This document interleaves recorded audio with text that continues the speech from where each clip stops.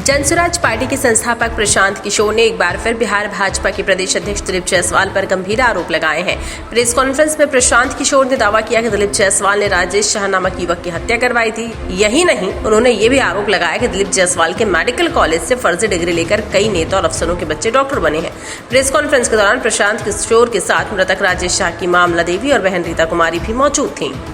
मामला देवी ने रोते हुए कहा कि मेरे बेटे को दिलीप जायसवाल ने मरवा दिया, मुझे देखने तक नहीं दिया, हमें अब तक इंसाफ नहीं मिला। बहन रीता ने भी दावा किया है कि उनके भाई की हत्या साजिशन करवाई गई है और पुलिस भी इसमें मिली हुई है। प्रशांत किशोर ने बताया कि 2007 में भागलपुर के गांव में जमीन के कब्जे को लेकर विवाद हुआ था।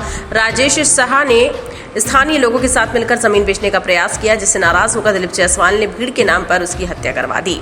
प्रशांत किशोर ने दावा किया कि जल्द ही वह उन तमाम नेताओं और अफसरों की लिस्ट जारी करेंगे जिन्होंने दिलीप जायसवाल के मेडिकल कॉलेज से फर्जी डिग्री ली है। उन्होंने सवाल उठाया कि भाजपा ऐसे व्यक्ति को कैसे प्रदेश अध्यक्ष बना सकती है जिसके ऊपर इतने गंभीर आरोप हैं।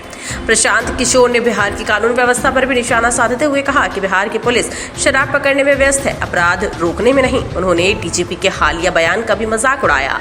एक बार अपना कैमरा इस बूढ़ी माँ अमला देवी की ओर घुमाइए और इनके चेहरे के पीड़ा को देखिए। इनके 6 बच्चे हैं और ये लोग बहुत गरीब घर के लोग हैं। इनके पति वहाँ साधारण छोटा मोटा व्यापार रोजी रोजगार करके अपना परिवार चलाते थे। 2007 में इनके घर के बगल में सरस्वती शिशु मंदिर के एक विद्यालय से जुड़ा हुआ रोड और रोड के इर्द गिर्द जमीन के खरीद बिक्री को लेकर विवाद शुरू हुआ। इनका एक लड़का राजेश शाह, उस समय उसने वहां लोकल लोगों के साथ मिलकर उसका विरोध किया। दिलीप जायसवाल जी वहां 10 एकड़ जमीन कब्जा करना चाहते थे, खरीदना चाहते थे, लोगों से जबरदस्ती करना चाहते थे। जैसा कि इन लोगों का कहना है कि इनके लड़के ने उसका विरोध किया, पहले उसको धमकी मिली, पीछे हटने की बात कही गई और फिर 2007 में एक दिन उसका एक दोस्त दुर्गा पूजा की तैयारी के नाम पर उसको घर से मोटरसाइकिल से बैठाकर ले गया, इन सब के सामने ले गया।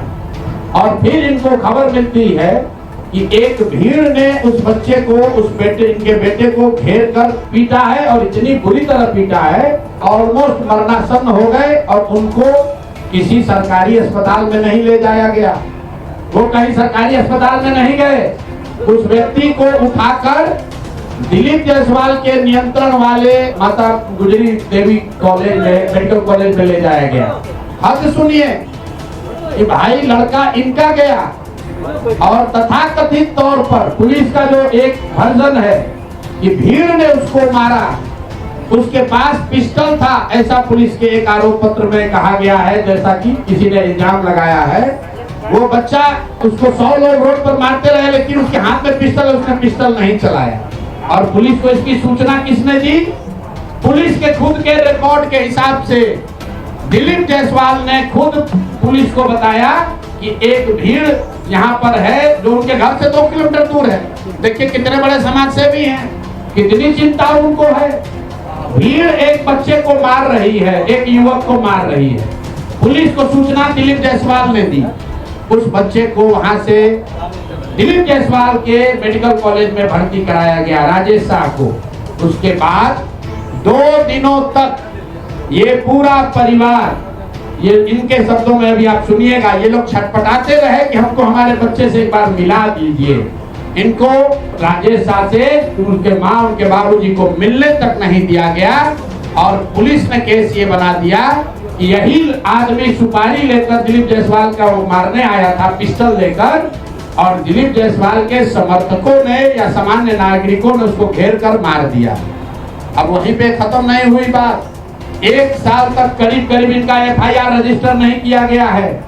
उस जवान लड़के के मौत के सदमे से इनके पति, अमला देवी के पति और उस लड़के के बाप 2 बरस में बेड पर गिरकर उनकी मृत्यु हुई है। और तब से ये बूढ़ी माँ और ये बच्ची, उस व्यक्ति की बहन रीता जी, ये लोग तब से लड़ाई लड़ रहे हैं। हाई कोर्ट गए, मुख्यमंत्री के दरबार में गए, वहां से ऑर्डर हुआ कि इस पर तुरंत कार्रवाई की जाए। वहाँ का एसपी, अब नाम पिछली बार नहीं बताया था, आज बता रहा हूँ, एमआर नाइक जो वहाँ के एसपी थे, उनकी पत्नी बजाबता आज एमबीबीएस करके डॉक्टर हैं। जरा पता कीजिए कि इस केस के बाद वो डॉक्टर कैसे बन गए। उस केस का आईओ एसके दुबे, नाम नोट कीजिए, मैं सीधा नाम बता रहा हूँ। एसके दुबे जो केस का आईओ था, रिटायर होने के बाद दिलीप जायसवाल के मेडिकल कॉलेज में चीफ सिक्योरिटी अफसर के तौर पर उसने बजाबता काम किया। और आप कहते हैं कि आपका कोई इसमें भूमिका नहीं है, आपकी कोई भूमिका नहीं है, कोई देखने वाला नहीं है। ये लोग जब कहीं न्याय नहीं मिला तो मुख्यमंत्री के दरबार में आए। मुख्यमंत्री के यहाँ से डीजीपी ने फोन करके एसपी को बताया कि भाई तुम इतना गलत काम कर रहे हो, तुम इनके जो शब्द हैं कि तुम एफआईआर नहीं रजिस्टर कर रहे हो। एसपी ने बुलाया और अभी आप सुनिएगा उस लड़की से, उस राजेश शाह की बहन से, कि एसपी अपने सामने इनको बैठाकर इनका जो वर्जन है कि किसी अपराधी को इतना मार रहा था ताकि ये डर जाए, और फिर आकर कहा, जैसे आप पिक्चर में देखते हैं जिसको डराना होता है उसको उसके अगल बगल में किसी को बुला के मारता है पुलिस।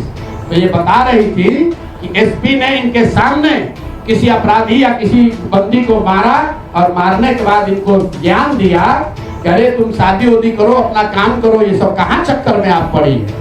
और केस को फाइनल इन लोगों ने कर दिया। फिर ये लोग हाई कोर्ट गए, इनके हिम्मत की आप दाद दीजिए, हमारी आपकी हिम्मत टूट जाएगी। 2008 से ये महिला दोनों अकेले लड़ रही हैं और कोई बिहार में इनके साथ खड़ा होने को तैयार नहीं है। ये लोग हाई कोर्ट गए और हाई कोर्ट का निर्णय अभी मैं आपको सुना रहा हूँ। हाई कोर्ट ने कहा है कि सीआईडी को इसको जांच करके तुरंत इस मामले का निपटारा करना है, और अभी तक उसका कोई खोज खबर नहीं है। ये महिला को 50 से ज्यादा फोन किया है उनके गुर्गों ने कि अगर पटना जाओगे तो खैर नहीं है, यहाँ आकर जो समझौता करना है कर लीजिए। मैं कैमरे पर कह रहा हूँ, और अगर नहीं होगा तो कल परसों आपको नंबर भी जारी करेंगे, किस नंबर से वहाँ के लोकल नेता, 4 अभियुक्त, चारों भाजपा के लीडर है वहाँ। अभी एक आदमी तो अभी 2024 तक भाजपा का जिला अध्यक्ष था, नामजद अभियुक्त है, कोई पुलिस कार्रवाई नहीं कर रही है। और मोदी जी आकर यहाँ लंबा लंबा बात फेंकेंगे। अरे भाई, अपने राज्य के अध्यक्ष से, दिलीप जायसवाल से पूछो तो सही कि ये मर्डर का अपराध आप पर केस है कि नहीं है।